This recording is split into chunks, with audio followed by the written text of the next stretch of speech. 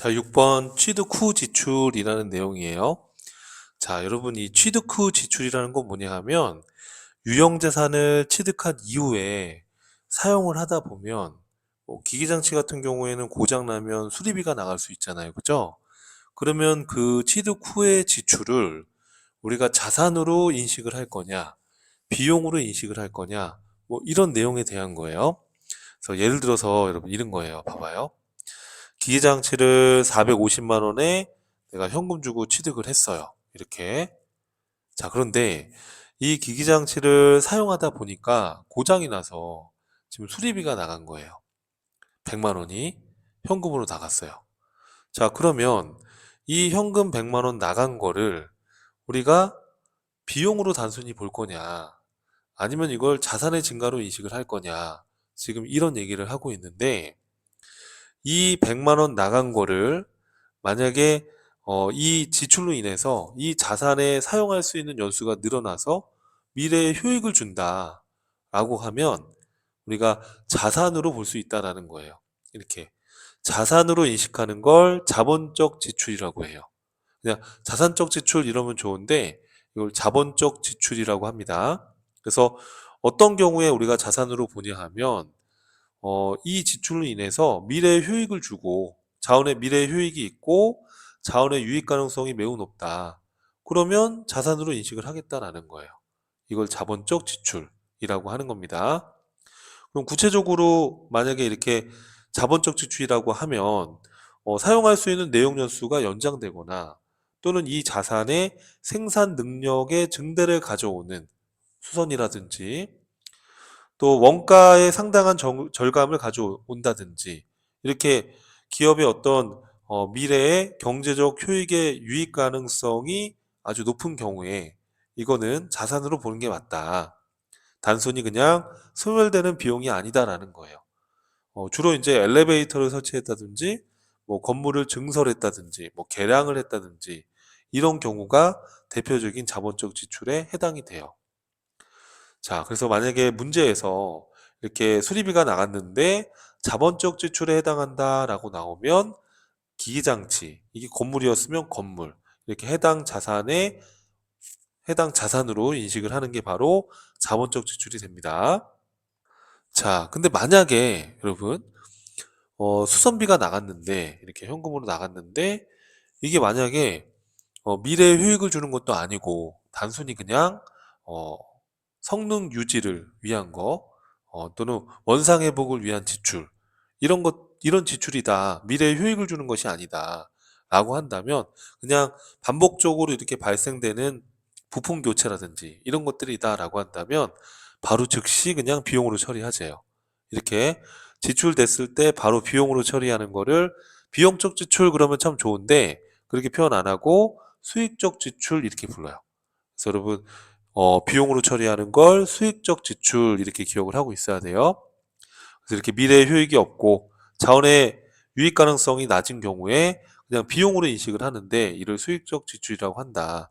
주로 예를 들어서 이런 부속품의 주기적인 교체라든지 건물에 뭐 외장 페인트 칠을 했다든지 뭐 차량의 타이어를 교체했다든지 뭐 이런 것들이라고 보시면 되겠습니다. 그래서 여기 지금 케이스에 보시면 공장에서 사용할 화물 트럭을 2,500만 원에 현금으로 구입했다.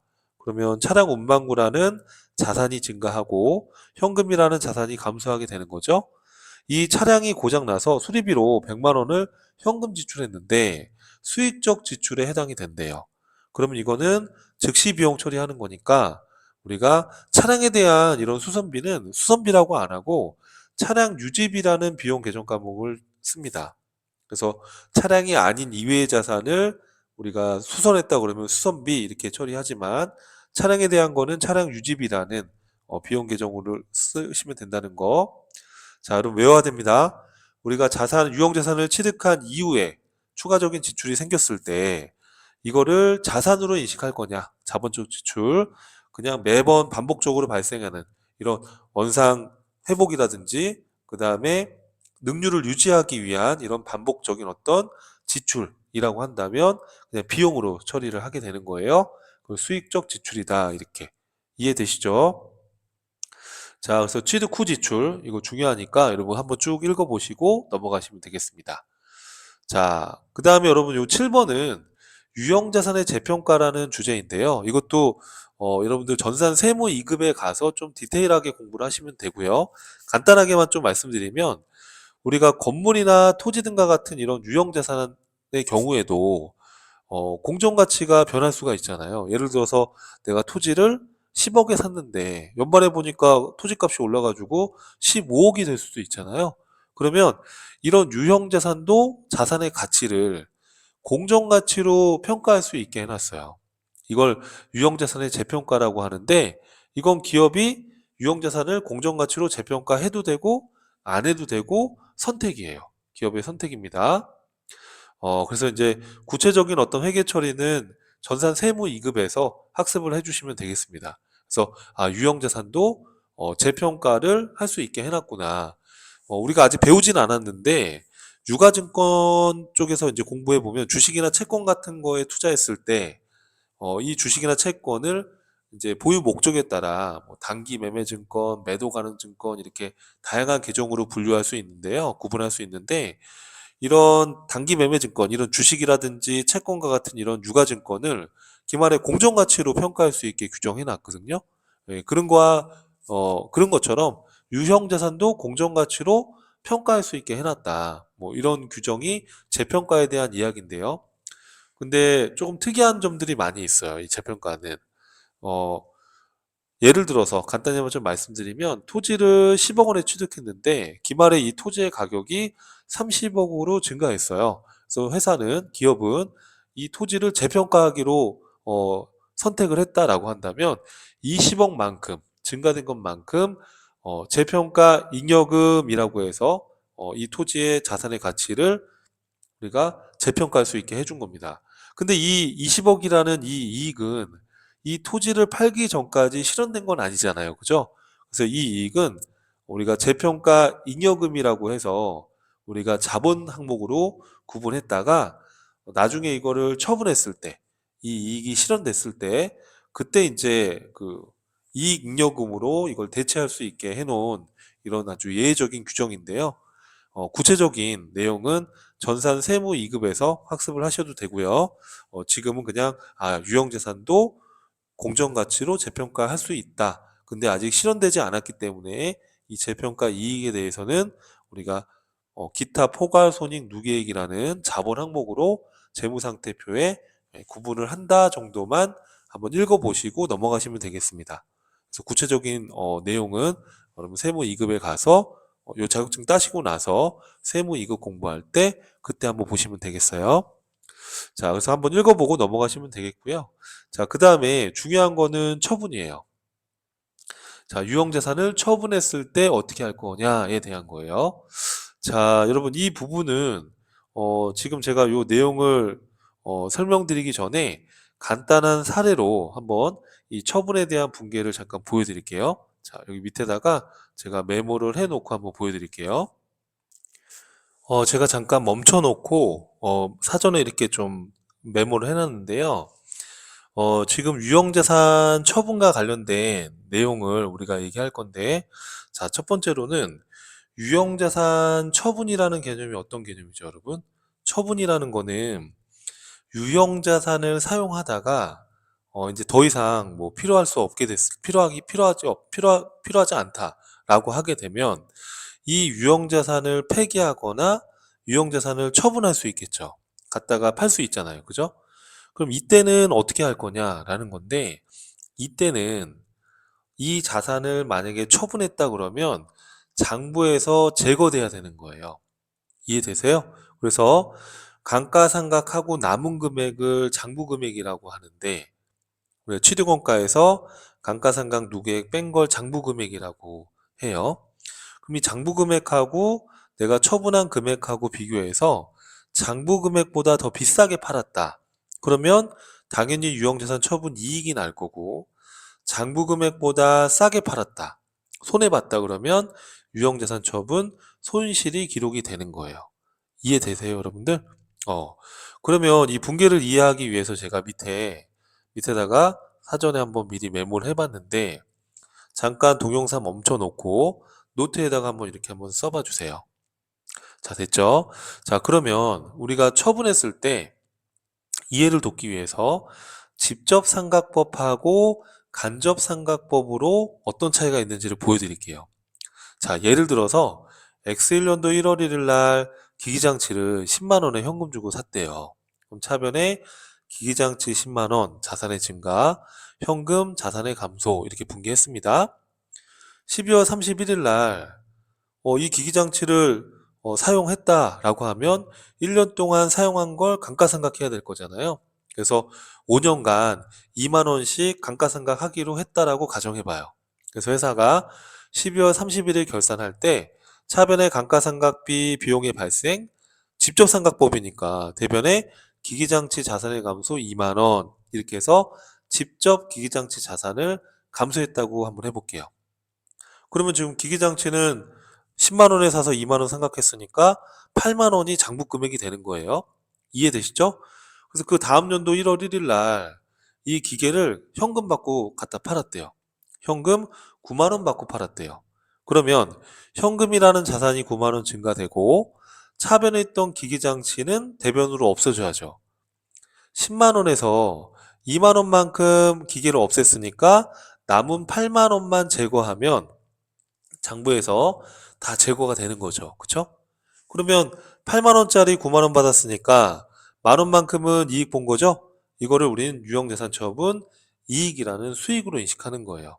근데 이거는 영업활동하고는 관련 없으니까 영업 외 수익에 해당이 돼요. 유형자산처분 이익은. 이해됐죠, 여러분? 이게 우리가 처분에 대한 개념이에요.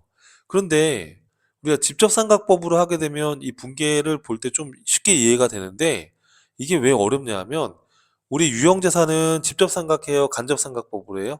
그렇죠. 간접삼각법으로 하죠. 그럼 간접삼각법으로 했을 때는 좀 헷갈릴 수가 있어요. 봐봐요. 엑셀런도 1월 1일 날 기기장치를 10만 원에 현금 주고 이렇게 샀어요. 이해되죠? 엑셀런도 12월 말일 날 2만 원만큼 감가상각을 했대요. 차변에 감가상각비 2만 원, 대변에 감가상각 누계액 2만 원 이렇게. 간접상각법이니까 기기장치를 직접 제거하는 게 아니라 감가상각 누계액으로 관리한다고 했었죠? 그럼 이렇게 간접상각법을 했을 때 그 다음 연도 1월 1일 날 이거를 9만 원 받고 팔았어요. 그때는 이 자산을 다 제거해야 되는 거니까 우선은 차변에 기기장치라고 10만 원 기록해 놓은 걸 대변으로 다 없애야죠. 맞죠? 직접삼각법처럼 8만 원만 없애면 안 되죠. 왜?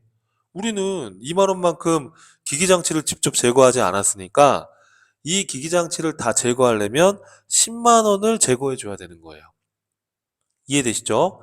자, 그리고 이 기기장치와 관련된 감가상각 누계액, 제가 이 파란 색깔 테두리 쳐놓은 이 감가상각 누계액도 제거가 돼야 돼요.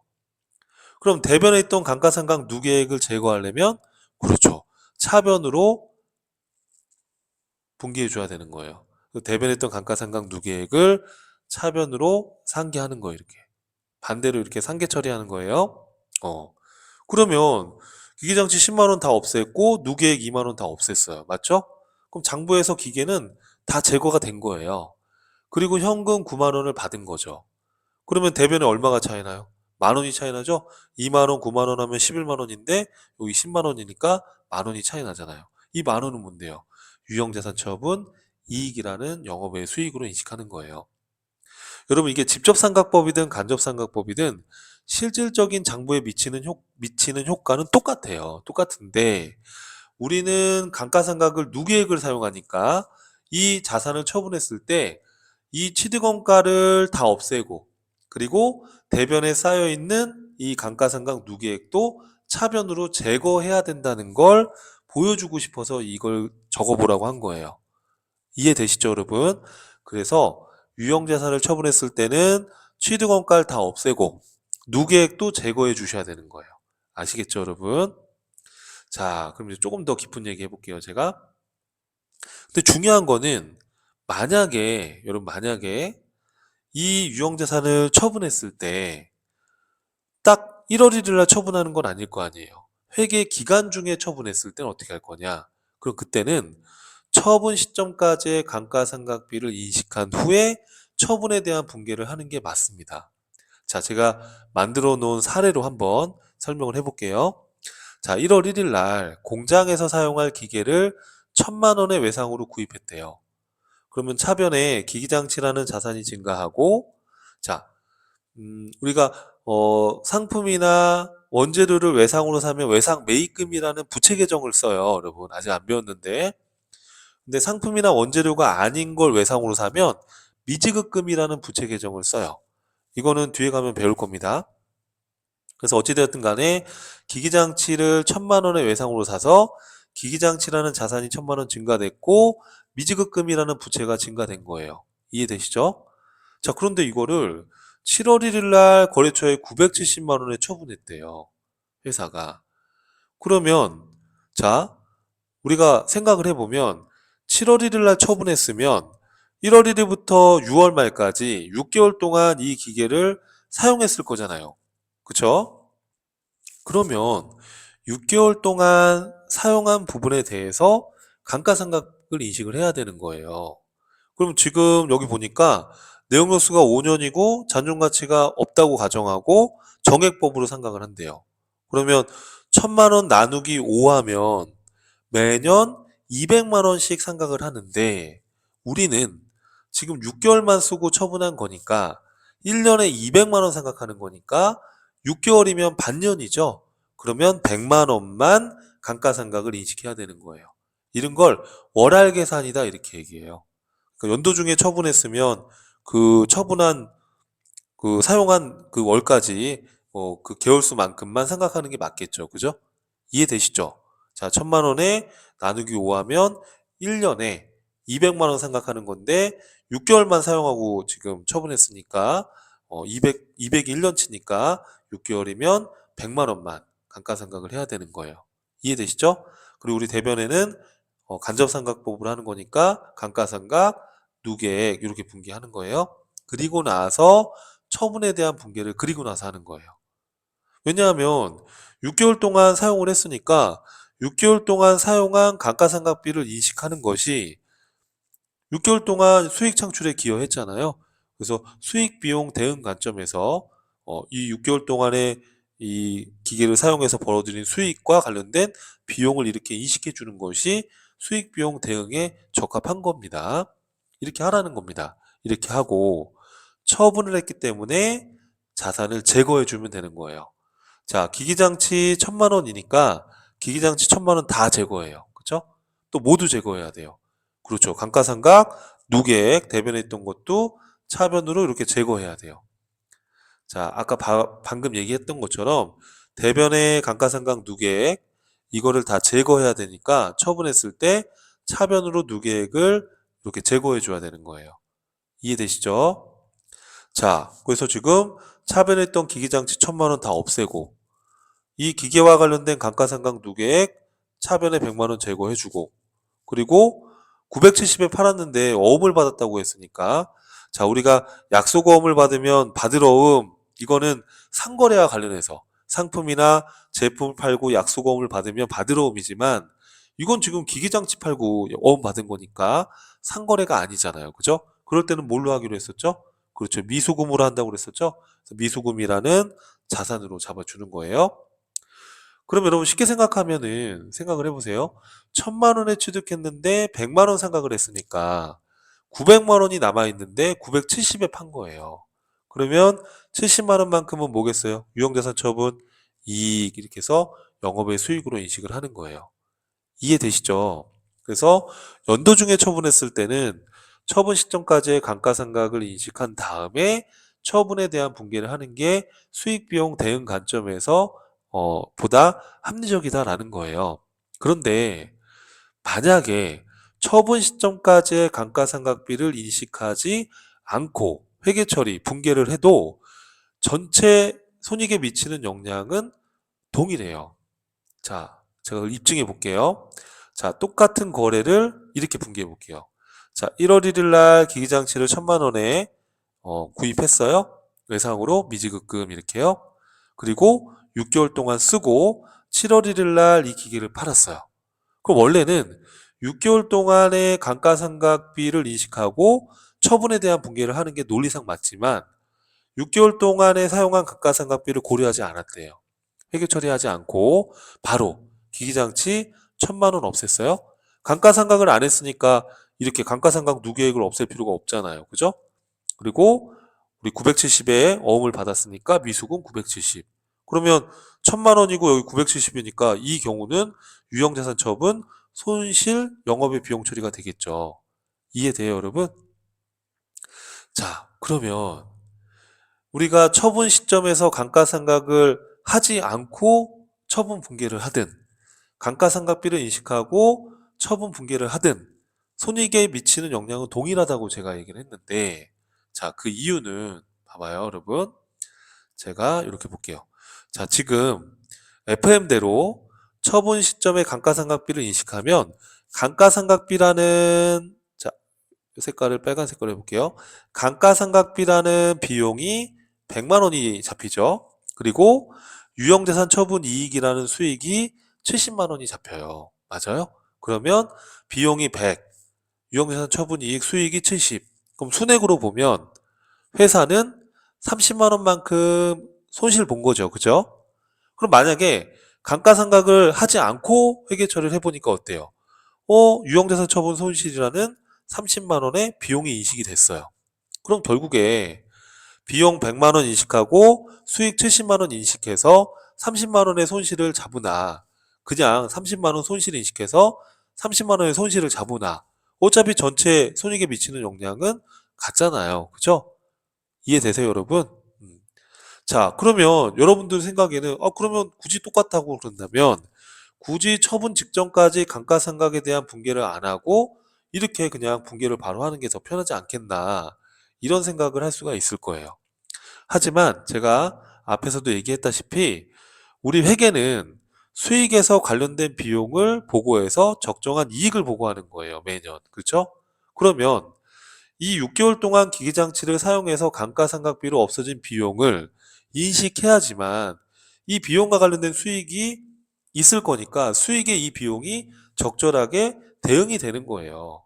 근데 이걸 고려하지 않으면 감가상각비라는 비용을 인식하지 않았기 때문에 수익 비용 대응 관점에서는 적절하지 않다. 그래서 감가상각을 인식하고 처분을 하나 바로 처분을 하나 전체 손익에 미치는 영향은 동일하지만 우리가 이론상으로 봤을 때는 수익 비용의 적절한 대응을 위해서는 감가상각을 한 후에 처분 분개를 하는 것이 합리적인 회계 처리 방법이다라고 이해하시면 되겠습니다. 아시겠죠, 여러분? 자, 제가 조금 어렵게 설명을 했을 수도 있지만 한번 생각해 봐야 될 문제이긴 하기 때문에 요거 고민을 한번 해봐 주시고요. 자, 그리고 우리가 유형자산을 처분했을 때 어떻게 한다? 처분했을 때는 취득원가를 다 제거하고 관련된 누계액도 제거해주고 그리고 대가 받은 거 그래서 대차 차익이 나게 되면 대변의 금액이 더 들어가야 된다 그러면 유형자산 처분 이익 이렇게 해서 수익으로 인식한다. 그렇게 이해를 해주시면 되겠습니다. 그래서 유형자산의 처분이라는 것은 유형자산을 제거한다 이런 개념으로 이해를 해주시면 되겠습니다. 자, 그래서 유형자산은 여기까지 공부를 할 거고요. 다음 강의에서 유형자산과 관련된 기출문제를 풀면서 또 반복을 해보도록 하겠습니다. 고생하셨습니다.